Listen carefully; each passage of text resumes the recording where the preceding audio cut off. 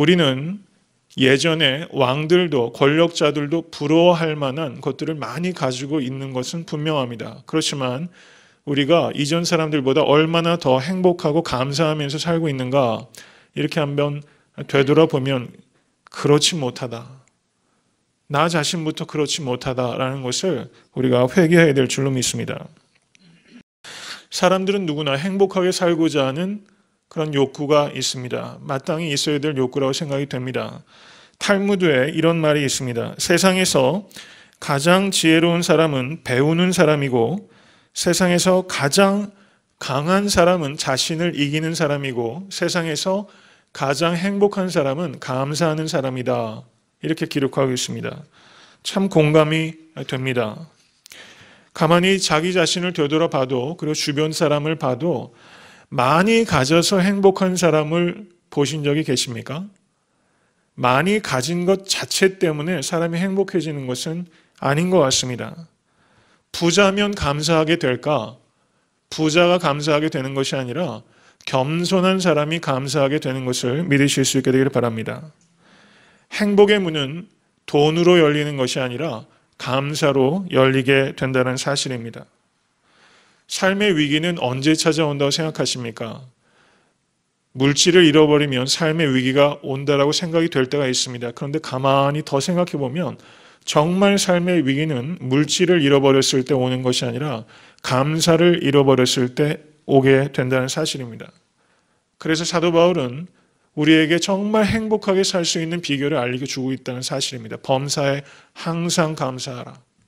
이것이 바로 행복의 문을 열게 되는 열쇠라는 것을 깊이 생각하시는 성도님 되실 수 있게 간절히 바랍니다. 그렇다면 우리가 어떻게 범사에 항상 감사할 수 있겠습니까? 먼저 가시가 아니라 꽃을 보아야 하는 것입니다. 다른 말로 하면 우리의 관점이 바뀌지 않으면 우리의 소유가 아무리 많아져도 우리는 절대 감사할 수 없다는 사실입니다.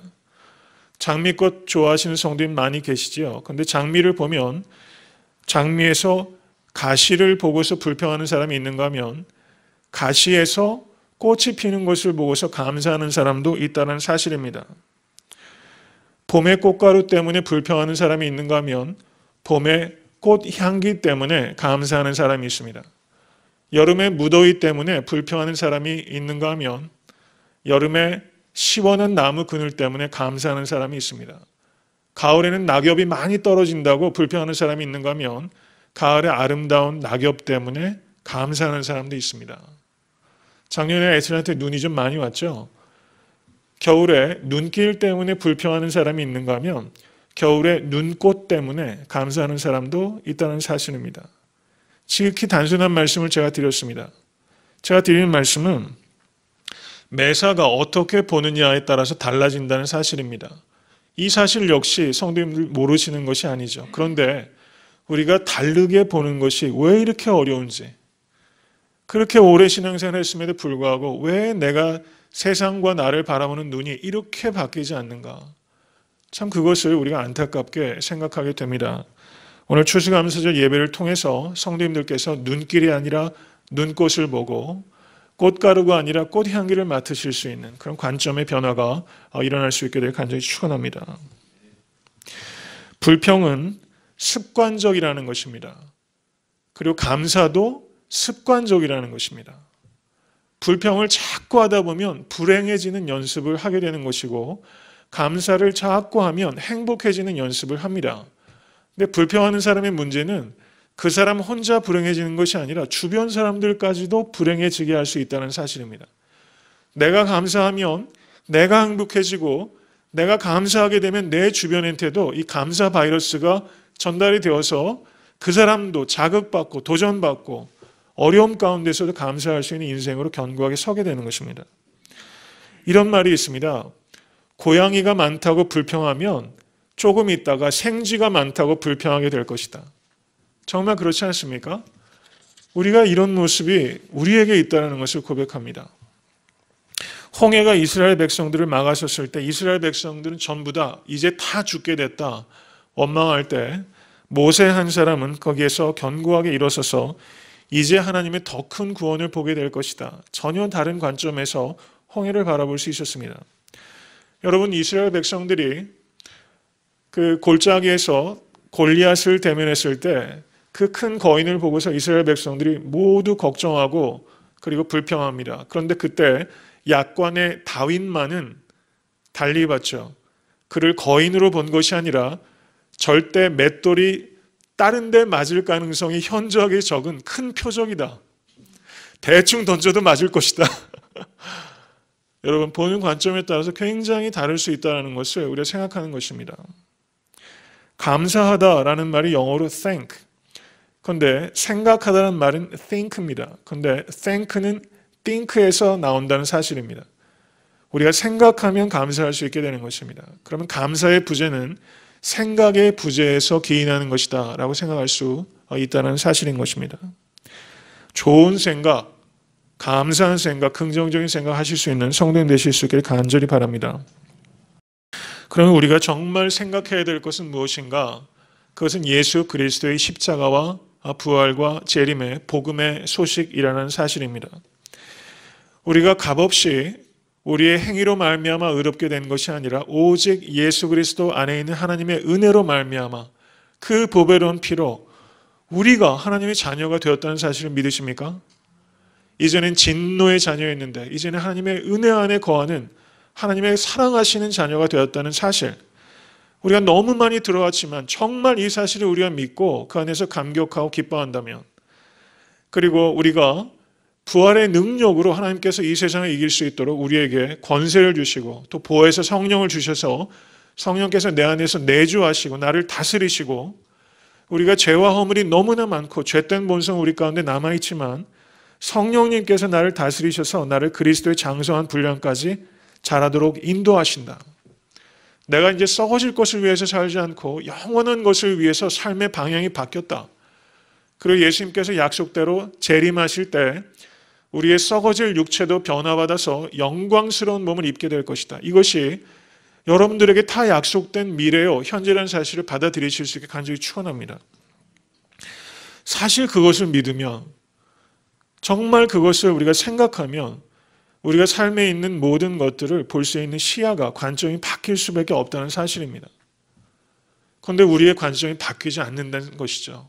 어지간해서는 바뀌지 않는다는 것을 우리가 생각하면 우리가 험한 십자가를 더 사랑할 수 있도록, 하나님을 더 신뢰할 수 있도록 우리가 그것을 위해서 기도하시고 또 말씀과 기도 가운데 충성을 다하시는 성도님 되실 수 있게 간절히 축원합니다. 그런 관점이 바뀌게 될 것입니다.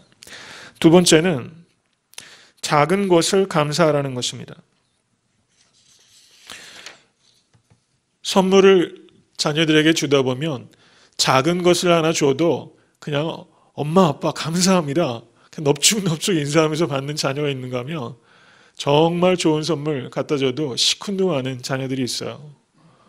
사람들도 다 그렇습니다. 작은 것에 감사하는 예쁜 자식이 있는가 하면 큰 것에도 시큰둥한 좀 못된 녀석도 있게 마련입니다.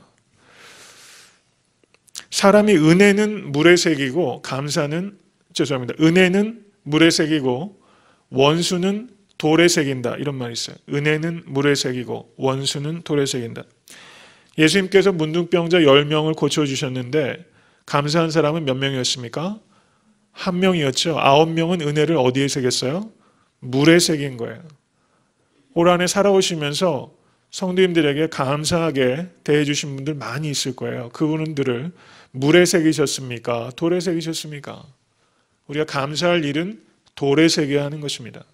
그리고 올 한해 살아오시면서 이렇게 저렇게 그냥 의도했던 의도하지 않았던 마음에 불편함을 주셨던 분들도 있을 것이고, 또 우리도 그런 일들도 없지만은 않았을 것입니다. 혹시 아직도 마음에 꿍 하고 계신 분이 계시다면 여러분, 그분들 이름을 돌에 새기지 마시고 물에 쓰시고 그냥 휙 그냥 넘겨버릴 수 있는 그런 이 아침 되실 수 있게 간절히 축원합니다.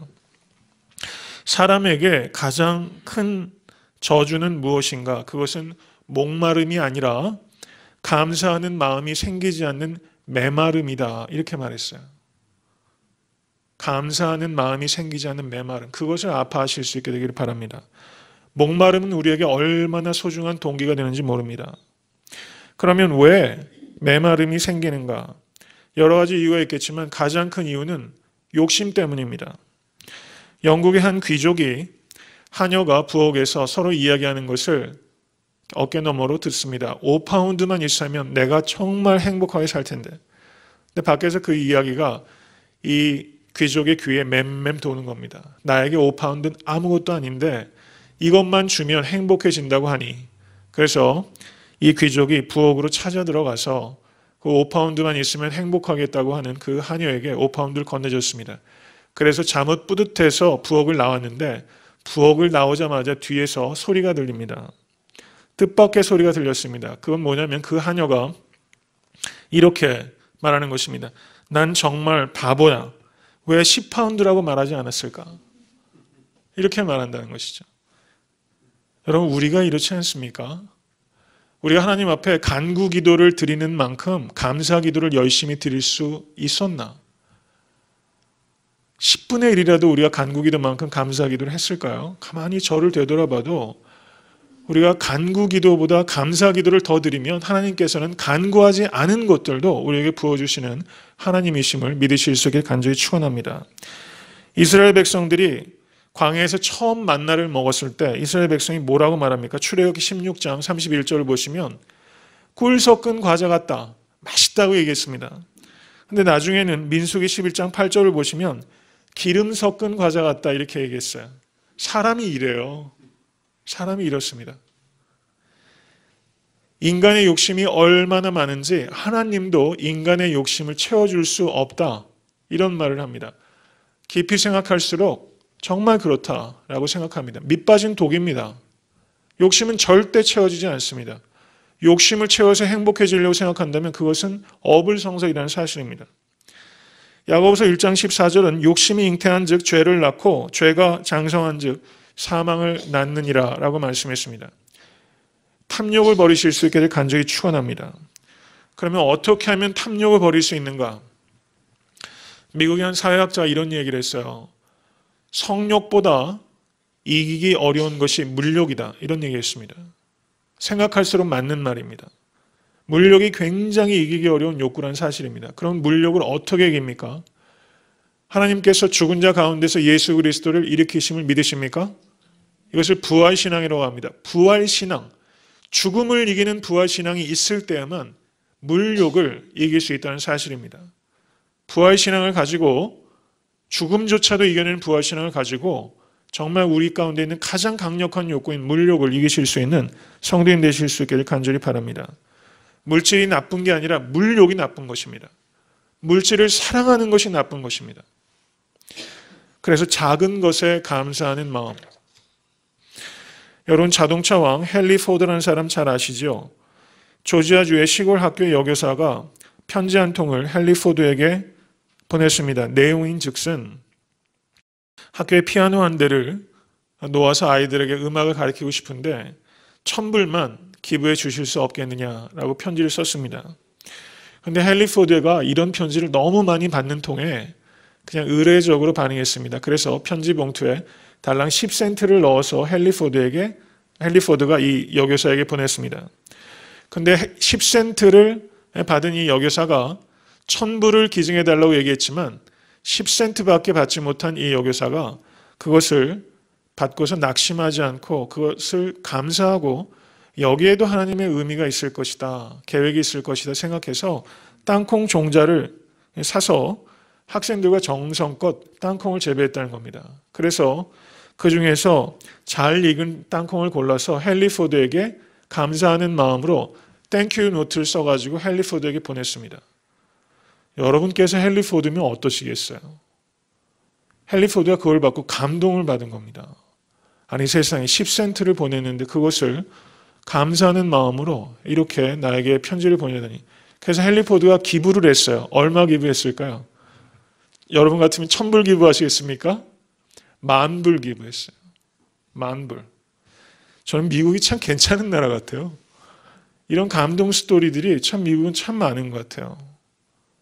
참 고마운 생각이 듭니다. 헨리 포드가 1,000불의 10배, 10,000불.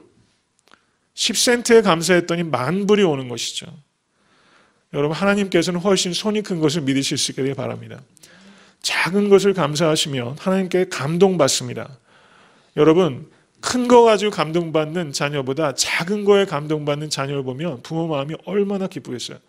작은 것을 감사하시면 하나님 마음이 움직입니다. 그것을 생각하실 수 있게 되기를 간절히 바랍니다. 작은 것을 감사하는 사람은 작은 일에 충성을 다하게 됩니다.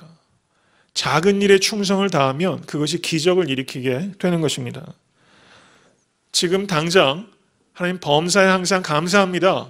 내가 의지적으로 말을 해야 됩니다.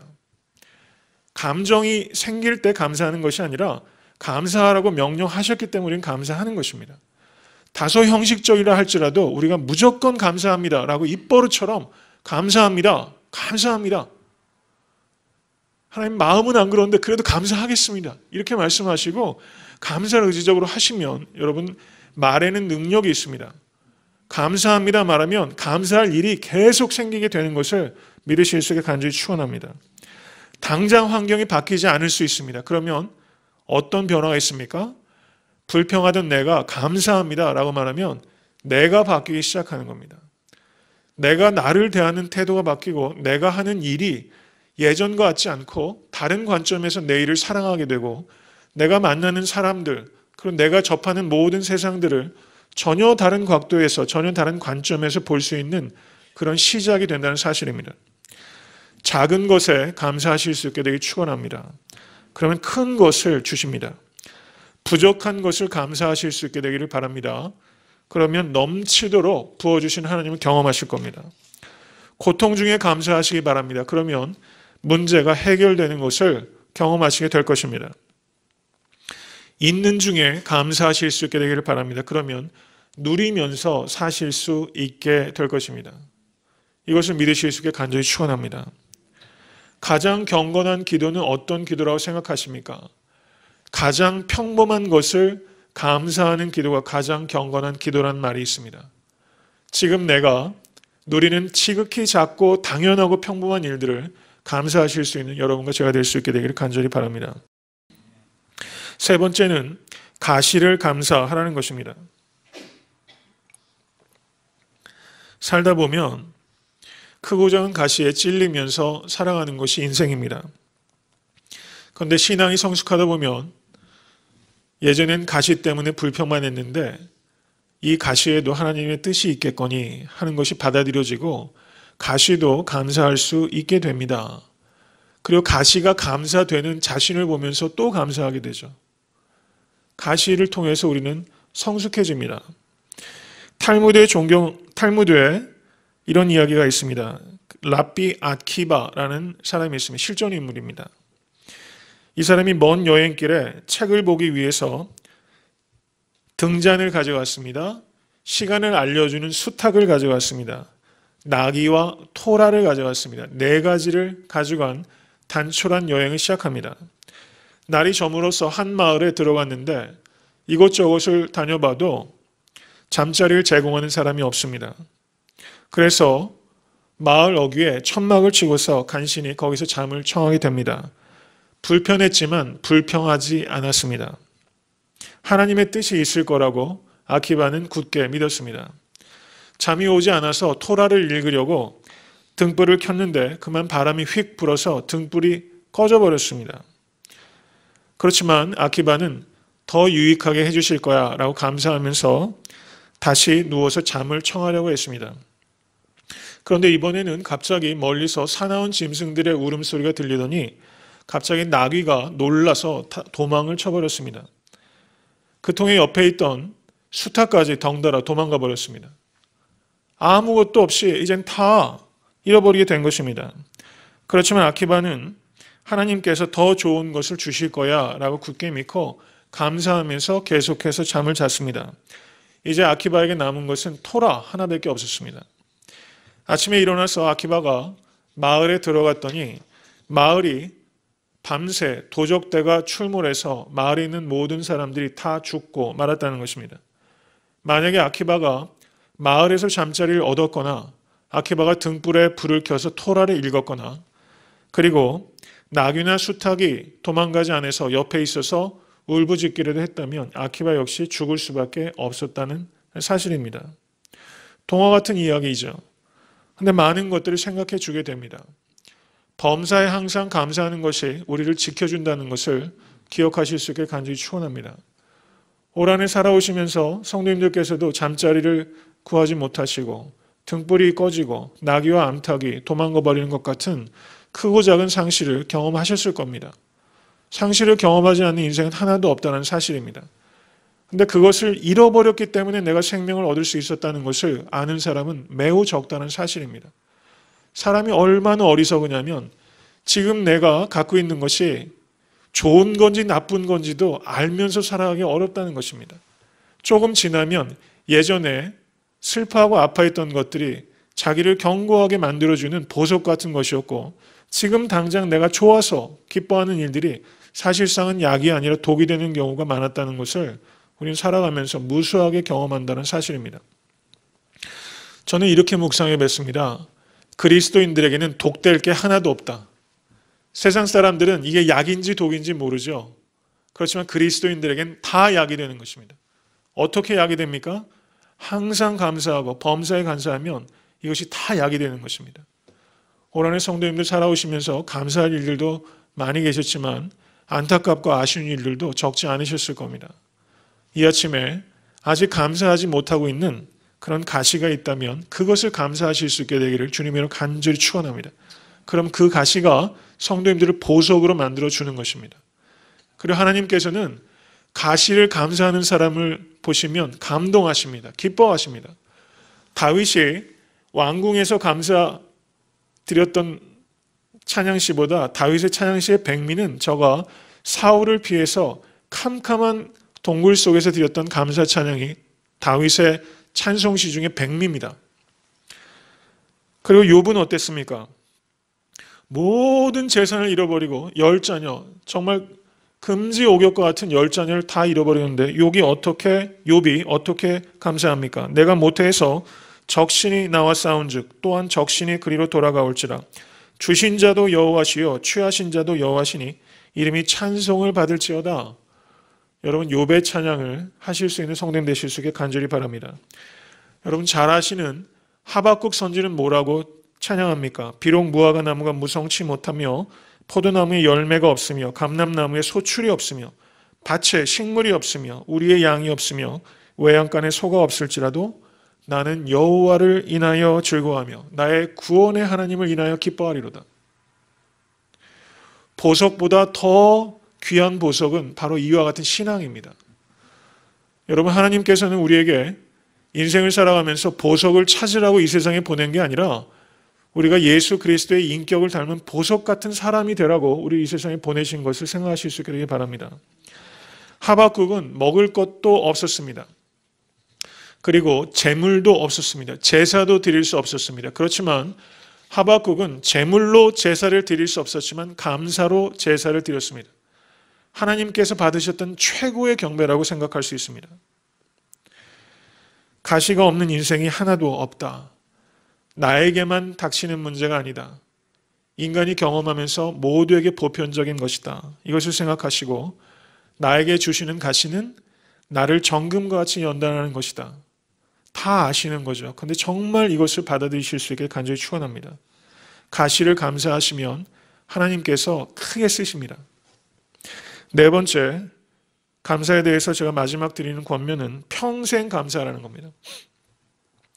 감사가 오래가지 않아요. 그렇죠? 감사한 마음이 오래가지 않아요. 가만히 사람을 보면 제 자신을 봐도 어저께 감사했던 것이 반짝 감사할 때가 너무 많아요. 사람들에게서도 마땅히 감사를 표현해야 되는데 한국 분들 더더구나 감사 너무 인색하잖아요. 속으로는 생각해도 표현하는데 너무 약합니다. 표현이 안 되면 감사가 아닙니다. 표현하실 수 있게 되기를 바랍니다. 반짝 감사가 아니라 평생 감사. 기억하시기 바랍니다. 반짝 감사 인생 되지 마시고 평생 감사 인생. 감사하는 말을 자꾸 던지세요. 씨앗을 뿌리시기 바랍니다. 그러면 그게 습관이 되고 그것이 나의 운명이 되고 내 인격이 되고 내 인생이 되고 그럼 평생 감사 인생. 시편 136편은 평생 감사 인생을 살아가는 성경 기자가 기록한 겁니다. 시편 136편을 보시면 여호와께 감사하라. 그는 선하시며 그 인자하심이 영원함이로다.